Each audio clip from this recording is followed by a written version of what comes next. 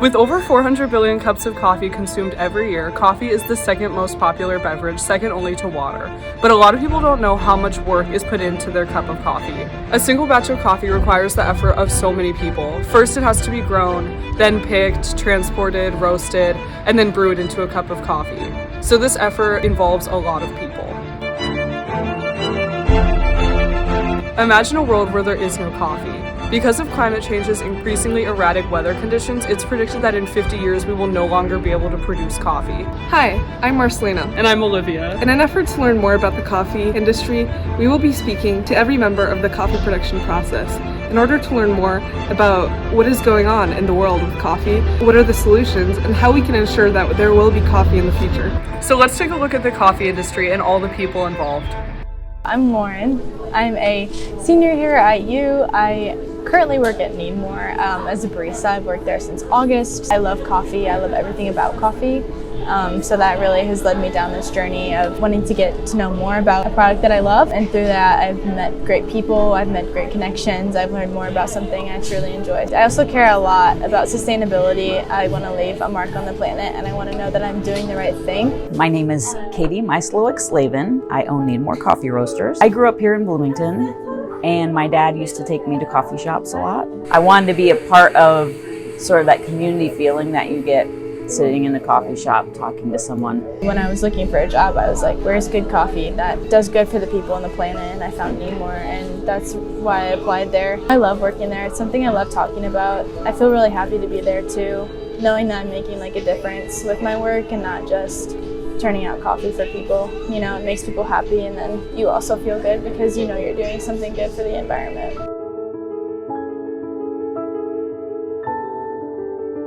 We're outside a coffee shop, and we're going to be asking students what they know about coffee, where it's grown, and how it's made.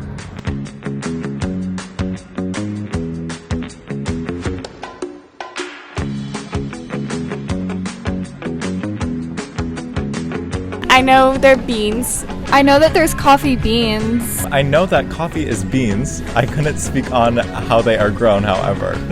I'm gonna say they grow on bushes or trees. Grown? Yeah. No. Okay. I mean, like, I don't really know. I used to be a barista, but I never actually, learned. No idea at all. Okay. At all. You harvest the bean, and then you roast it, and then you grind it, and then you have coffee grounds. I was gonna say the same thing. Nope, couldn't speak on that either. Coffee is made in South America. South America? Oh, I'm trying to think of the Starbucks coffee map that's on the wall. Coffee is grown in what's called the coffee belt, which is about 15 degrees north and south of the equator. They're grown in Central and South America. It needs to be a warmer climate, I think. Certain parts of Africa. I know they have places in, there's, a bunch of places in mid-Africa, I think? It's got to be grown in geographies which are pretty high altitude, so often the Andes, Peru, Colombia. I think maybe I'm thinking of a Brazilian roast or something. South is Southeast Asia. And then Madagascar has some, I don't know, mostly Africa though, right? As you can see, to many students, the coffee production process is a mystery. There are a handful that can tell you how and where it's grown, but many students answer with uncertainty. Let's see what those who work directly with coffee can tell us about how and where coffee is grown. Coffee is this little bean inside of a cherry, right? It comes from primarily countries around the equator. So think Ethiopia, Yemen, Costa Rica, all the countries right there, especially in Africa as well. That's kind of where it comes from. It's just along the equator. It grows in warm, moist climates, so not really anywhere too far north or south. When I started going to farmers markets and I put locally roasted, people were like, where do you grow your coffee? And I'm like, no, I don't grow, you can't do that here. That's not how it works. It just grows from a tree. Coffee grows on a tree. Tree sprouts. Not a real tall tree. I mean, maybe that's not a coffee tree. Then after a few years, these little beans grow, these little cherries, and then that's what's picked. Because it's hand-picked. You don't need ladders or something necessarily. You can stand and pick. So basically you have planting, you have cultivation. It takes 3 to 5 years for a coffee tree to mature.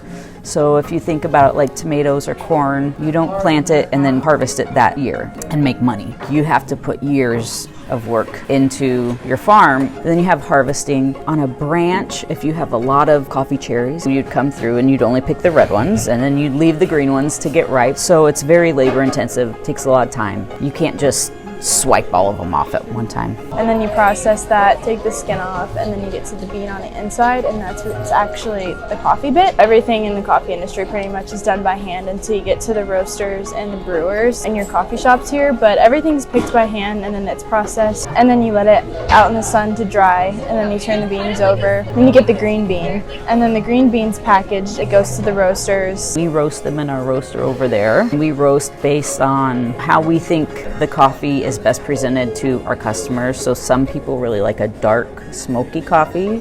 So we have some of those. We have lighter roasts where you really get more of the flavor that came from the soil.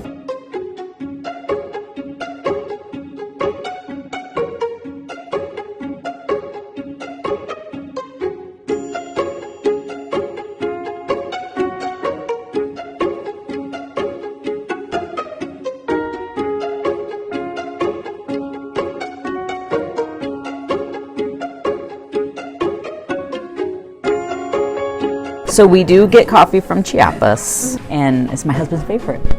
We do have like an interview with like the actual growers down You do? in Chiapas, Mexico. Get out of here! We get their coffee. Well, this is exciting. But what if we dive deeper into the coffee production process, where it all really starts?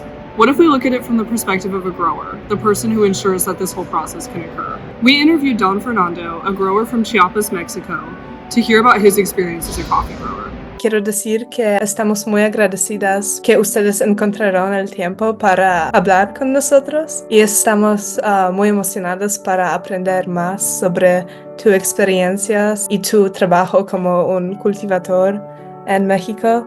Bueno, en principio mucho gusto. Yo soy José Fernando Rodríguez López y yo estoy colaborando con la Unión de Productores Orgánicos Beneficio Majomut, que es así el nombre un poco más largo de la organización. Y yo llevo colaborando alrededor de 31 años. Si puede hablar un poco sobre su experiencia total como un cultivador de café y explicarnos su papel en la producción y el proceso de cultivar café. Hablaré un poco resumida porque hablar de la producción de café es muy vasto. Creo que nos llevaría no solo media hora, sino nos llevaría unas 4 horas hablar de esto. Lo que sí considero que es muy importante la producción de café, sobre todo porque el 95 o 98% de todos los productores de la cooperativa son productores orgánicos que se preocupan por conservar el medio ambiente. Entonces, todo esto del cultivo del café inicia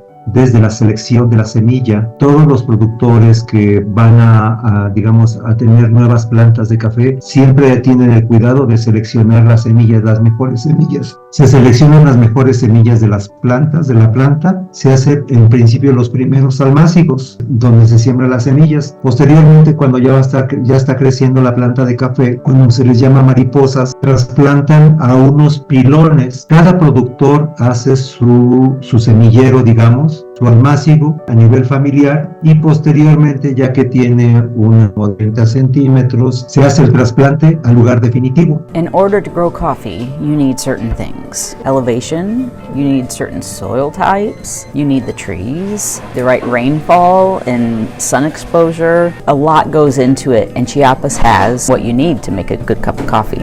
So as a rough shorthand, the higher the elevation, the better the coffee. Se considera un café de altura o de estricta altura porque normalmente estos tipos de café tienen un desarrollo más lento, y esto hace que todos sus atributos se puedan concentrar de una muy buena manera. A diferencia de otros cafés que se encuentran en una altitud más baja, pues el crecimiento es más rápido, pero el café normalmente no es tan bueno. El café que generalmente es muy bueno es el café de altura. So my name's Ted Fisher. I'm a cultural anthropologist here at Vanderbilt University in Nashville.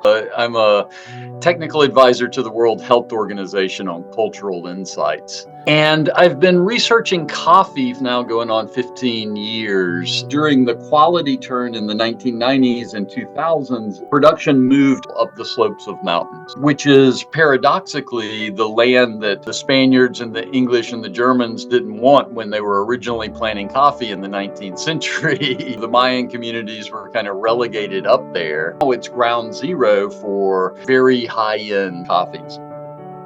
But there is a huge problem that looms over the coffee industry: climate change. Do consumers know how climate change is affecting their daily cup of coffee? Is it like leading to less production of the beans in nature because of the environment decline? And also because of the warmer climate, the location of the coffee production is moving northern. I don't know. Yeah, it's definitely impacting it a lot. I'd say that changing kind of climate patterns mean that there's heavy rainfall, which can damage farms, but also drought. And often coffee farmers are from lower socioeconomic backgrounds, so they rely on their crop. They don't really have many options to pivot out of growing coffee.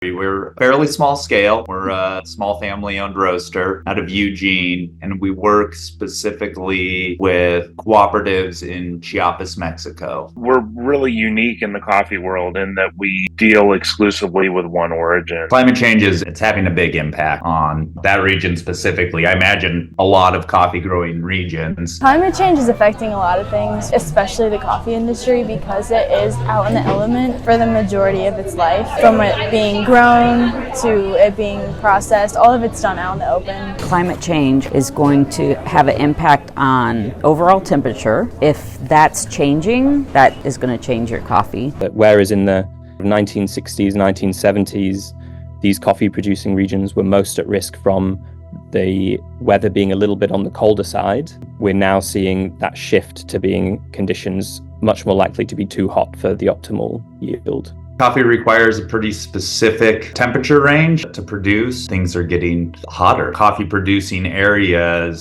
are becoming less available. The climate where farmers currently are growing is getting too hot, so they're having to move farther and farther up the mountains to kind of reach a lower temperature where coffee can be grown. There's a couple limits there. One, in the availability of farmland, so there's only so much farmland as you move higher up the mountains, so we might see increasing costs in the future. And then also, coffee can only grow so high up on altitude. Rainfall patterns, too much rain, not enough rain is going to affect your crop as well. Historically, Chiapas had a regular weather pattern. These months are going to be rainy, these months are going to be dry, temperature's going to be consistently one way, and that's pretty predictable throughout the year. Well, that's no longer really the case. ¿Qué es lo que tenemos ahora con los trastornos del cambio climático? Se ha estado adelantando ahora la cosecha. Vino un periodo de mucha agua, mucha lluvia. Eso favorece, pero si es un exceso de lluvia, si es un exceso de agua, esto trae como consecuencia que los granos de café, los buenos granos de café maduros, se empiecen a caer y ese café ya no sirve. Much more sporadic weather, rain coming when it historically hasn't come, large downpours versus steady rain, and you see it affecting the plants and the growth of the coffee plant. Otro elemento del cambio climático de estos trastornos es que anteriormente, en el caso de la cooperativa en Mahomut, hay productores que tienen pequeñas parcelas en la parte un poco baja, luego en la parte media tienen otra parcela y en la parte alta tienen otra parcelita de café. Las cosechas eran más normales, ¿no? Porque empezaba la cosecha en la parte baja, terminaban, de ahí venía en la parte media y terminaban y de ahí venía la parte alta. Hoy en día esto ha cambiado totalmente porque igual ya está madurando en la parte baja como está madurando en la parte media, en la parte alta. Entonces es una locura para el productor porque de repente no sabe qué hacer y si pierde un grano de café, pues son pérdidas económicas para el productor. The warmer the earth gets, the more pests and disease are going to flourish, I think. And so now you're talking about mitigating that. Also just overall erratic weather events, right? Like hurricanes or things that, sure, they usually get hurricanes in Central America, but if they're bigger or more of them, that's going to affect the overall growing season, the fruit development. harvesting times. Chiapas got hit really bad with coffee rust, and it's like a fungus that La Roya. It basically can affect coffee growing regions and coffee all over the world at this point. Un elemento más que podemos agregar aquí desde el problema de la roya, a mediados del 2013 fue que apareció la roya aquí en México. Se dice que fue una roya atípica. ¿Qué significa una roya típica? Que no se había conocido un tipo de roya de este tipo, de esta magnitud. Entonces, la roya se dice que vino de Asia, me parece. Esta roya se colocó en el sur de América. Me parece que empezó en Colombia y empezó a subir poco a poco hasta llegar a México. Bueno, digo poco a poco, no fueron días, tardaron como un mes, un año. Tardó un buen tiempo para que esta roya llegara hasta México, digamos, ¿no? Entonces fue un gran problema para todos porque a pesar de los esfuerzos que hacía el productor, que ha hecho el productor en la producción orgánica, pues de repente le llegó este problema de la roya que pues ellos mismos decían es que pues no nos va a llegar a nosotros. Esperemos que no nos llegue el problema de la roya. Cuando llegó el problema de la roya, pues empezó a atacar a todo mundo, ¿no? Y lo que trajo como consecuencia fue que se empezaran a ir cayendo, que se empezaran a defoliar las plantas de café. They call it rust because it affects the leaves and they turn all brown, but then, the plant can't do photosynthesis properly and it affects the amount of growth, how well things grow and all of that. Killed young and old coffee plants, the most susceptible. The babies and the old ones were just killed by the disease. ¿Qué significa esta defoliación? Que se fueron cayendo las hojas de las plantas de café, sobre todo de esa variedad que ha sido la arábiga, la variedad más importante del café. Se cayeron las hojas y como consecuencia es que si no habían hojas, pues tampoco iba a haber flor de café. Y si no había flor de café, no iba a haber granos de café. Y si no habían granos de café,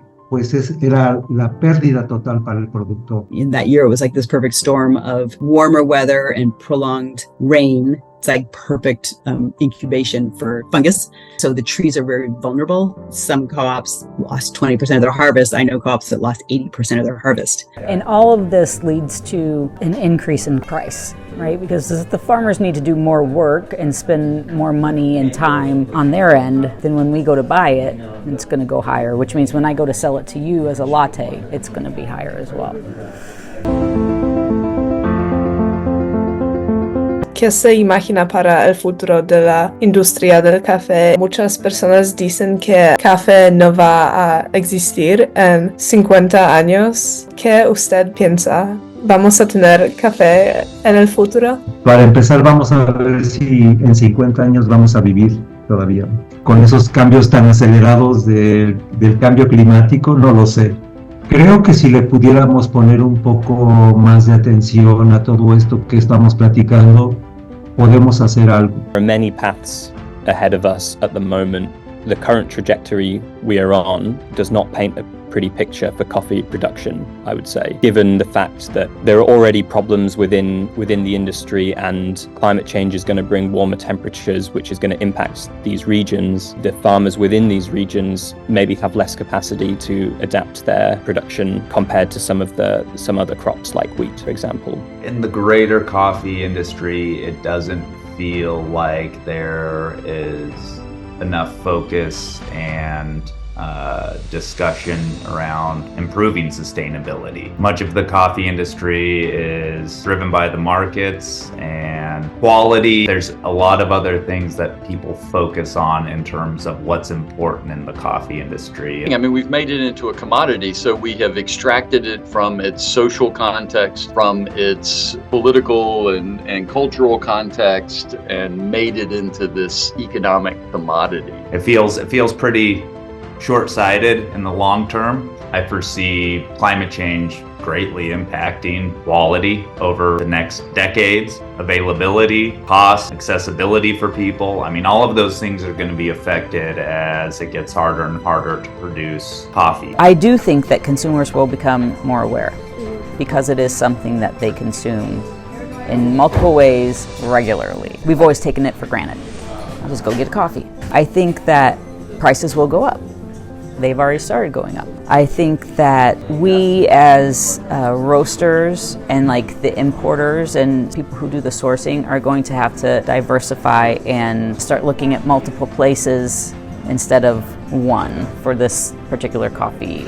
Getting coffee from us to our customers is ever and ever more expensive. We pay our growers higher than the fair trade minimums. We pay them what is a true cost of production. Because coffee is such a largely traded commodity, economic changes really do ripple through to everybody. Pero yo no puedo imaginar qué tipo de taza de café si yo tuviera la oportunidad de seguir viviendo en 50 años. Yo no sé si voy a poder degustar una buena taza de café que tenga un rico aroma, que tenga un cuerpo, que tenga una acidez, que tenga esos atributos que tiene un buen café como el de Mahomet, que tiene un saborcito como achocolatado, como avinado, como avellanado. No sé si va a existir ese tipo de café, no puedo imaginar.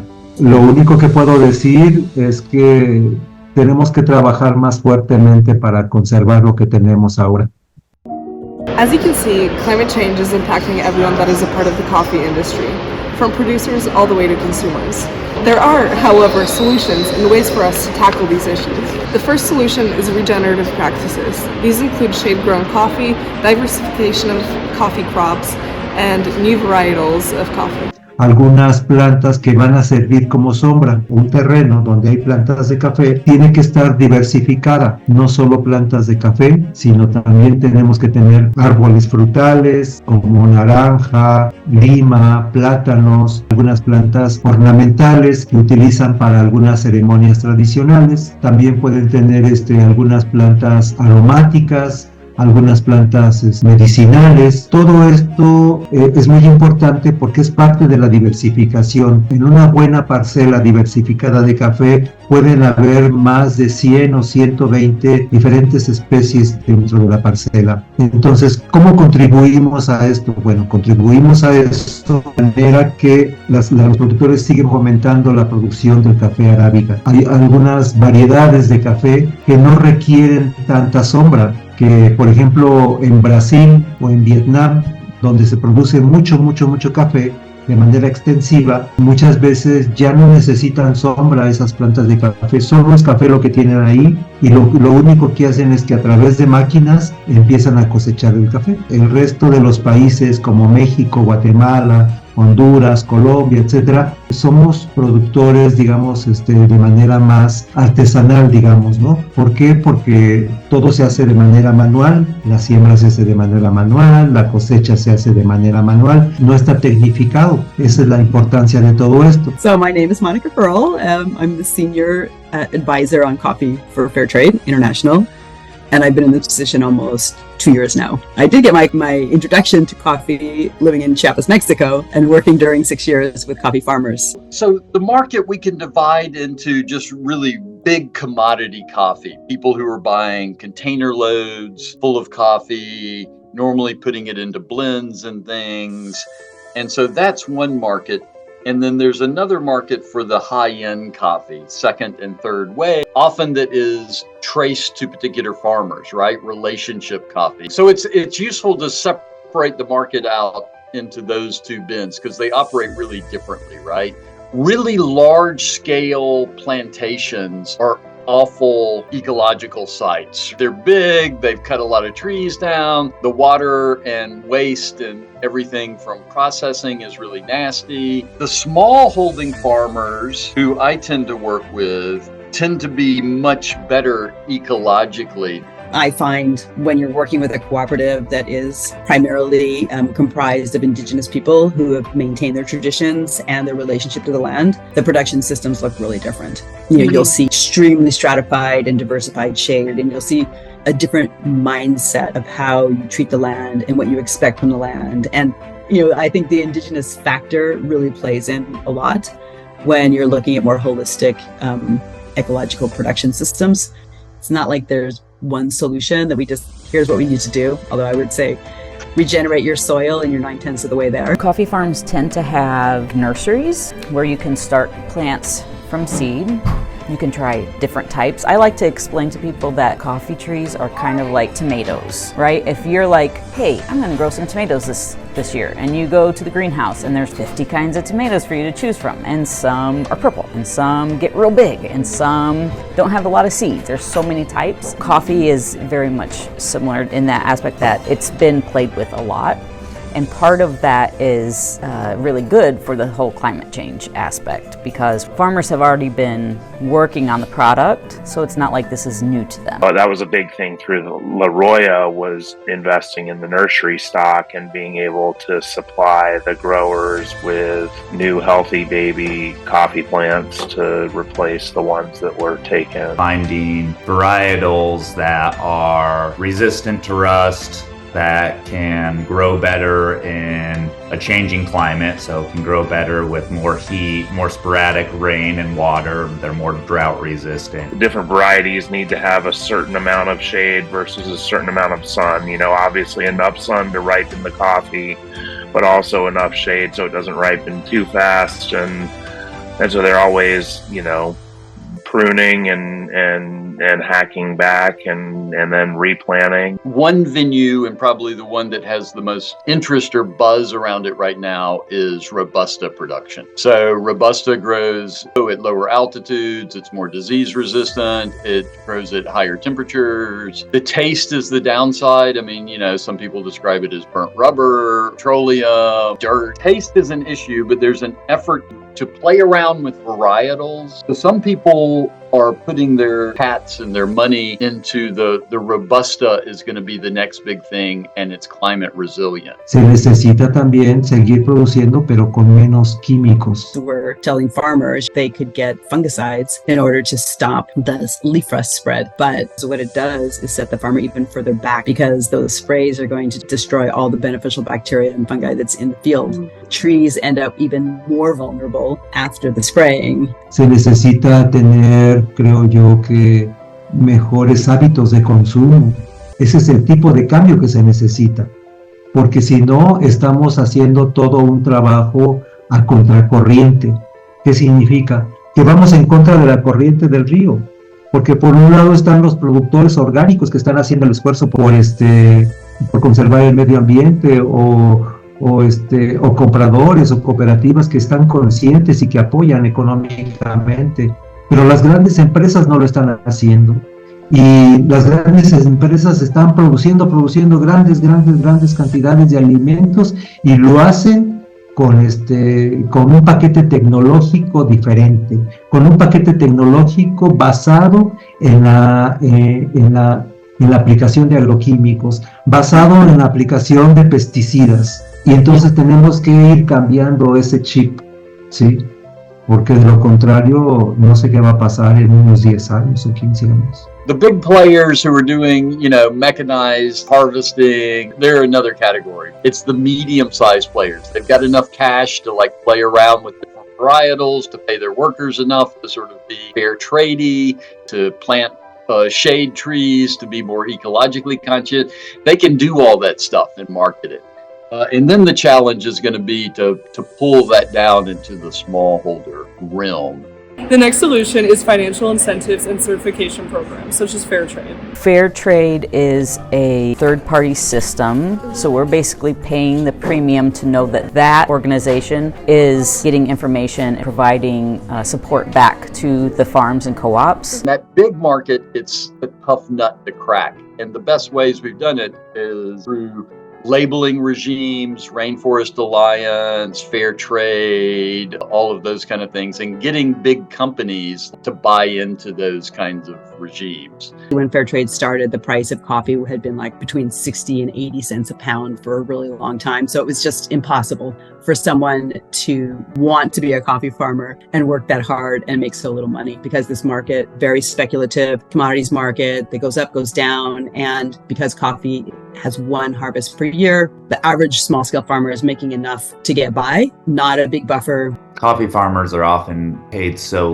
little. They just don't have the resources to necessarily do those extra things to help mitigate climate change. Para poder juntar el café de los productores y poder hacer todo el proceso para la exportación, necesitamos dinero dinero fresco y como no lo tenemos que pedir algunas fuentes financieras que nos presten dinero para poder juntar el café de los productores. Y creo que Café Mam es de los pocos compradores que realmente están cumpliendo con todos esos requisitos del comercio justo. Ellos nos facilitan un porcentaje importante del costo total de un lote de café para que la organización pueda tener recursos frescos y pueda seguir juntando el precio del café.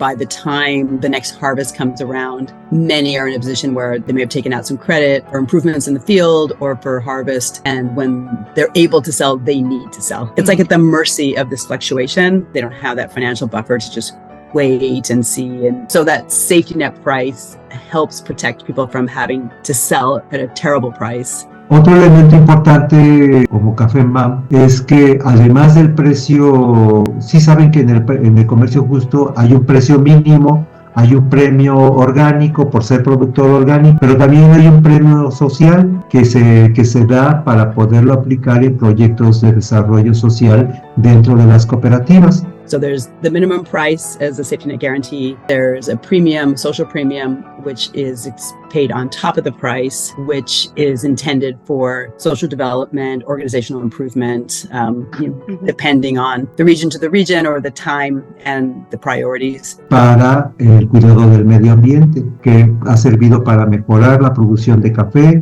Otra es que ha servido para el control del PET o de la basura, pero también fundamentalmente le sirve para la diversificación de las parcelas. The organization's job is to consult with their members and have a development plan depending on what they need. No solamente el cambio climático que será importante, pero también la justicia de precio de café a los productores pequeños. Porque aquí en Estados Unidos y en Europa siempre queremos lo barato.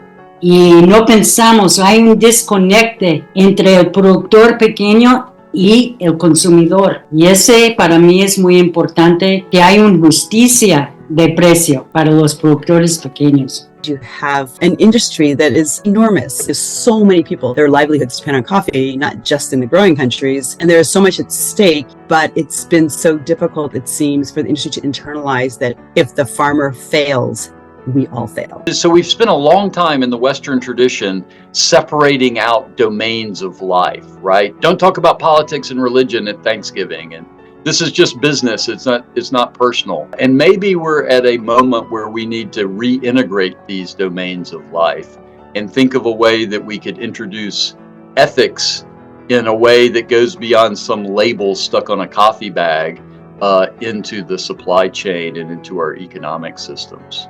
That actually came about through work I had done on well-being. And part of that work on well-being was related to coffee. Like, what do coffee farmers want out of this? What is a good life for them, given the constraints of their lives?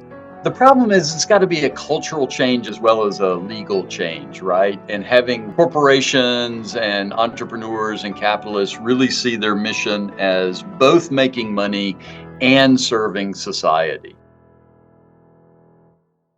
Consumers have the power to shape the coffee industry through their purchases by buying from coffee companies who support sustainable initiatives and the welfare of their farmers.